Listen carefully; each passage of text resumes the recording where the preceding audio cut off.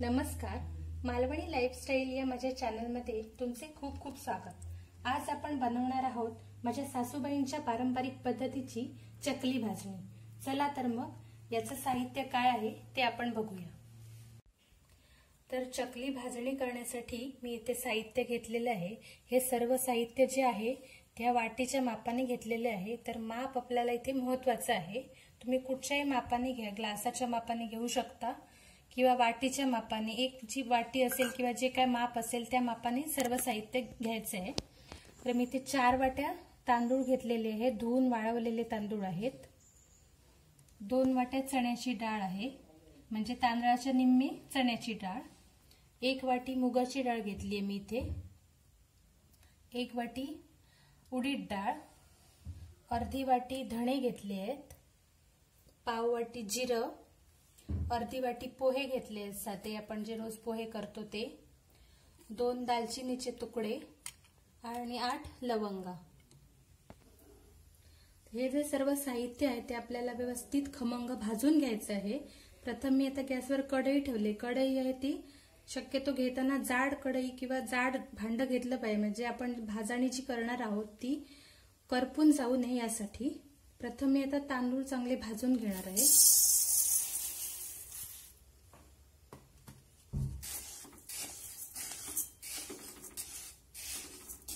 व्यवस्थित खरपूस चांगले भाजून घ्यायचे आहेत तांदूळ। तांदूळ घेताना चांगले धुवून वाळून घेतले पाहिजेत, आणि जर तुम्हाला धुवायला वगैरे वेळ नसेल तर ओल्या फडक्याने ओलसर एक फडका घेऊन पुसून घ्यायचं, जेणेकरून त्याला पावडर असते लावलेली टिकवण्यासाठी, किंवा काय खराब हे असेल तर ते निघून जाते।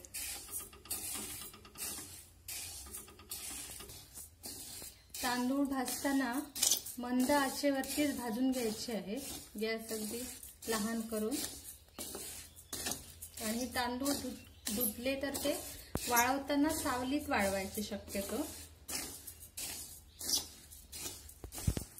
तांदूळ आता माझे भाजून झालेले आहेत। मी आता तांदूळ काढून घेते।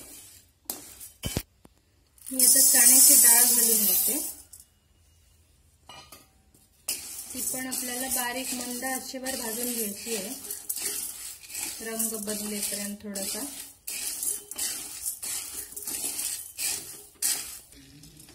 आता डाळ पण माझी भाजून झालेली आहे। मंद डाळ भाजताना पण सगळे जे आपले जिन्नस आहेत ते भाजताना वेगवेगळे भाजून घ्यायचे आणि मंद आचेवर भाजून घ्यायचे आहेत। त्याच तापलेल्या कढईत मी आता मुगाची डाळ भाजून घेणार आहे। मुगाच्या डाळीमध्ये आणि उडदाच्या डाळीमध्ये एक प्रकारचा चिकटपणा असतो, त्यामुळे आपल्या चकलीमध्ये बाइंडिंगचं काम चांगलं होतं आणि चकली जी आहे ती खुसखुशीत होतात आपली व्यवस्थित। त्याच्यामुळे आपल्याला अख्खे मूग वापरले तरी चालतात, किंवा आपल्याकडे मुगाची डाळ असेल तर मुगाची डाळ वापरू शकतो आपण। आता मुगाची डाळ पण माझी भाजून झालेली आहे, मी आता काढून घेते। आता आपण उडदाची डाळ भाजून घेऊया। अशा प्रकारे उडीद डाळ पण आता भाजून झालेली आहे। आता मी धणे भाजून घेते। धणे फक्त 2 मिनिटं परतून घ्यायचे आहेत। धण्यामुळे खूप छान खमंग अशी चव आणि वास येतो चकलीला। भाजताना पण खूप खमंग वास येतो। आपली कढई तापलेलीच असते, त्यामुळे धणे आणि जिरे पटकन भाजून होतात।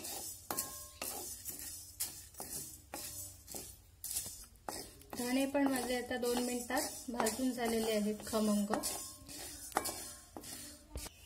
मी आता पोहे घालून घेते, अर्धी वाटी।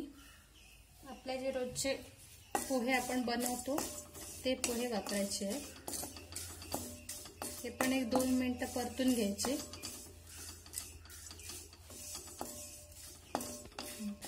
पोहे पण आता माझे भाजून झालेले आहेत, मी आता काढून घेते। मी आता जिरं घालून घेते, पाव वाटी।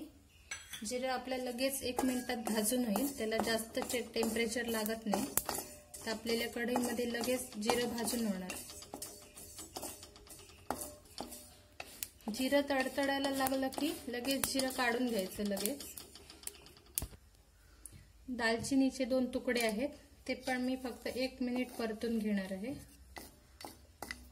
प्रत्येक जो जिन्नस आहे तो आपण वेगवेगळा भाजून घेतोय, कारण प्रत्येक जो आयटम आहे त्याला टेम्परेचर आहे ते वेगवेगळं लागतं भाजायला आणि वेळ पण वेगवेगळा लागतो, त्यामुळे ते सेपरेटली वेगवेगळे भाजून घ्यायचे.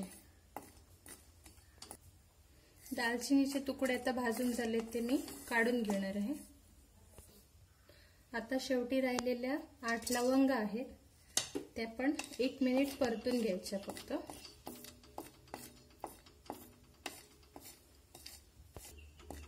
अशा प्रकारे लवंगा पण माझ्या परतून झालेले आहेत, ते मी आता काढून घेते.